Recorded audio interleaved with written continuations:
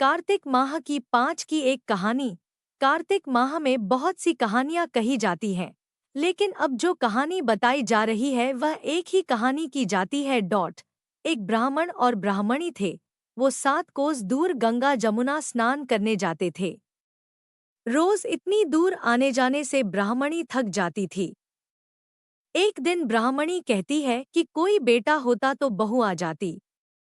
घर वापस आने पर खाना बना हुआ तो मिलता, कपड़े धुले मिलते। ब्राह्मण कहता है कि तूने भली बात चलाई। चल, मैं तेरे लिए बहू ला ही देता हूँ। ब्राह्मण फिर बोला कि एक पोटली में थोड़ा सा आटा बांध दे, उसमें थोड़ी सी मोहर-अशरफी डाल दे। उसने पोटली बांध दी और ब्राह्मण पोटली लेकर चल दिया। चलते चलते कुछ ही दूर एक गांव में जमुना जी के किनारे बहुत सारी सुंदर लड़कियां अपने घर बनाकर खेल रही थी। उनमें से एक लड़की बोलती है कि मैं तो अपना घर नहीं बिगाड़ूंगी, मुझे तो रहने के लिए ये घर चाहिए। उसकी बात सुन ब्राह्मण के मन पर वही लड़की छा गई और मन ही मन सोचने लगा कि बहू बनाने के लिए यही लड़की ठीक रहेगी। जब वह लड़की जाने लगी तो ब्राह्मण भी उसके पीछे चला और जब वह लड़की अपने घर पहुंचती है तब बूढ़ा ब्राह्मण बोला, बेटी, कार्तिक का महीना है, मैं किसी के यहाँ खाना नहीं खाता। तुम अपनी माँ से पूछो कि मेरा आटा छानकर 4 रोटी बना देगी क्या? यदि वह मेरा आटा छानकर रोटी बनाएगी तभी मैं खाऊंगा। लड़की अपनी माँ को सारी बात बताती है। माँ कहती है कि बेटी, बाबा से कह दे कि रोटी में 4 रोटी वह भी खा लेंगे। लेकिन लड़की कहती है कि नहीं माँ, बाबा ने कहा है कि मेरा आटा छानकर बनाओगी तभी वह खाएंगे। तब उसकी माँ कहती है कि ठीक है, जा बाबा से कह दे कि अपना आटा दे दे। उसने आटा छाना तो उसमें से मोहर अशरफी निकलती है। वह सोचती है कि जिसके आटे में इतनी मोहर अशरफी है उसके घर ना जाने कितनी होगी। जब ब्राह्मण रोटी खाने बैठा तो लड़की की माँ बोली, बाबा, तुम लड़के की सगाई करने जा रहे हो?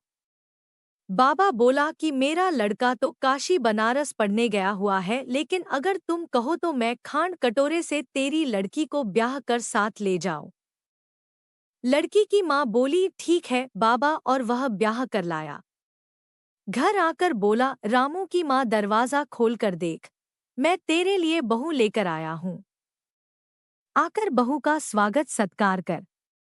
ब्राह्मणी बोली, दुनिया ताने मारती थी, अब तू भी मार ले, हमारे तो 7 जन्म तक कोई बेटा बेटी नहीं है, तो बहू कहाँ से आएगी? ब्राह्मण बोला, ना, तू दरवाजा तो खोल। ब्राह्मणी ने दरवाजा खोला तो सामने बहू खड़ी देखी। तब वह आदर सत्कार से बहू को अंदर ले गई। अब जब ब्राह्मण ब्राह्मणी नहाने जाते तो बहू घर का सारा काम करके रखती, खाना बनाती और सास ससुर के कपड़े धोती और रात में उनके पैर दबाती। इस तरह से काफी समय बीत जाता है। सास बहू को सीख देती है कि बहू चूल्हे की आग ना बुझने देना और मटके का पानी खत्म ना होने देना। एक दिन चूल्हे की आग बुझ गई। बहू भागी पड़ोसन के घर गई और बोली, मुझे थोड़ी सी आग दे दो, मेरे चूल्हे की आग बुझ गई है।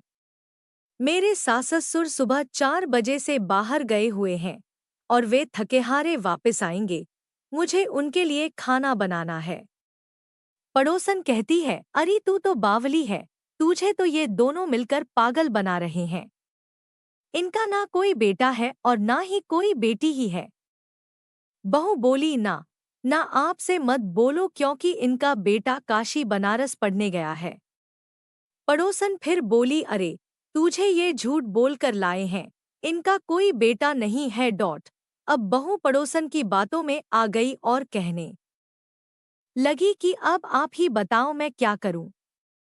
पड़ोसन कहने लगी, करना क्या है? जब सास ससुर आए तब जलीफों की रोटी बना देना, अलूनी प्लूनी दाल बना देना, खीर की कड़छी दाल में और दाल की कड़छी खीर में डाल देना। बहू पड़ोसन की सारी सीख लेकर अपने घर आ गई और जैसा पड़ोसन ने बताया वैसा ही उसने किया। जब सास-ससुर घर आए तब भूखों का कोई आदर सत्कार बहू ने नहीं किया और ना ही उनके कपड़े धोए। जब सास-ससुर को खाना दिया तो सास बोली, बहू ये जलीफों की रोटी क्यों है और दाल भी अलूनी है। बहू पलटकर जवाब देती है कि आज यही खाओ सासू जी। जी अगर एक दिन सा खाना खा भी लिया तो तुम्हारा कुछ बिगड़ नहीं जाएगा। मुझे तो जीवन भर ही अनूठी रहना है। बहू की बातें सुनकर सास बोली कि आज तो बहू ने अच्छी सीख नहीं सीखी है।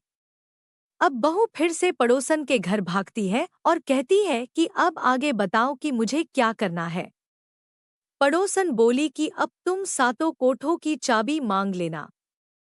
अगले दिन जब सास जाने लगी तो बहू अड़ गई कि मुझे तो सातों कोठों की चाबी चाहिए। तो ससुर कहने लगा कि दे दो इसे चाबी, आज नहीं तो कल चाबी इसे ही देनी है।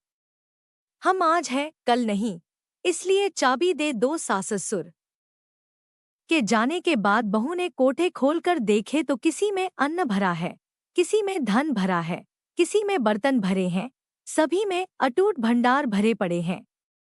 जब बहू ने सातवां कोठा खोला तो उसमें महादेव जी, पार्वती जी, गणेश, लक्ष्मी जी, पीपल पथवारी, कार्तिक के ठाकुर, राई दामोदर, तुलसा जी का बिड़वा, गंगा जमुना बह रही है, 36 करोड़ देवी देवता भी विराजमान है और वहीं एक लड़का चंदन की चौकी पर बैठा माला जप रहा है। सब देख बहू लड़के से कहती है, तू कौन है। लड़का कहता है कि मेरा तेरा पति हूँ, दरवाजा बंद कर दे, जब मेरे माम बाप आएंगे तब खोलना। सारा नजारा देखकर बहू बहुत खुश हुई और नाचती फिरने लगी। 16 श्रृंगार कर सुंदर वस्त्र पहनोड़ सास-ससुर का इंतजार करने लगी। उनके लिए 36 प्रकार के पकवान बनाकर रखे। सास-ससुर जब वापस आए तब उसने उनका बहुत आदर सत्कार किया, उनके कपड़े धोए, उनके पैर दबाए। बहू सास के पैर दबाते कहने लगी कि माँ जी आप इतनी दूर 12 कोस यात्रा करके गंगा जमुना का स्नान करने जाती हो, थक जाती हो तो तुम घर में स्नान क्यों नहीं करती हो। बहू की बात सुन सास कहने लगी कि भला गंगा जमुना भी घर में बहा करती है क्या। बहू बोली, हाँ माँ जी बहती है, चलो मैं आपको दिखाती हूँ। उसने सातवां कोठा खोलकर दिखाया तो उसमें गणेश, लक्ष्मी, महादेव, पार्वती, पीपल पथवारी माता लहरा रही है, तुलसा जी लहरा रही है, कार्तिक के ठाकुर, राई दामोदर, गंगा जमुना बह रही है, 36 करोड़ देवी देवता विराजमान है और वहीं तिलक लगाए चंदन की चौकी पर एक लड़का माला जप रहा है। माँ ने कहा कि तू कौन है। लड़का बोला, माँ मैं तेरा बेटा हूँ। बुढ़िया फिर बोली, तू कहाँ से आया है। लड़के ने कहा कि मुझे कार्तिक देवता ने भेजा है। बुढ़िया कहती है कि बेटा ये दुनिया कैसे जानेगी, कैसे जानेगा मेरा घर का धनी, क्या जानेंगी देवरानी जेठानी, क्या जानेगा मेरा अगड़ बगड़ पड़ोस की तू मेरा ही बेटा है। बुढ़िया ने विद्वान पंडितों से सलाह ली तो वह बोले, इस पार बहू बेटा साथ खड़े हो जाएं और उस पार बुढ़िया खड़ी हो जाए। बुढ़िया ने चाम, चमड़ा की अंगिया, ब्लाउज पहनी हो, छाती में से दूध की धार निकले, बेटे की दाढ़ी मूंछ भीगे, पवन पानी से गठजोड़ा बंधे तो जब जाने कि यह बुढ़िया का ही बेटा है। उसने साही किया। चाम की अंगिया फट गई, छाती में से दूध की धार निकली, बेटे की दाढ़ी मूंछ भीग गई, पवन पानी से बहू बेटे का गठजोड़ बंध गया। ब्राह्मण अब्राह्मणी की खुशी का पार ना रहा, वे बहुत खुश हुए। हे कार्तिक के ठाकुर, राई दामोदर, भगवान ने जैसे बहू बेटा उसको दिए वैसे सभी को देना।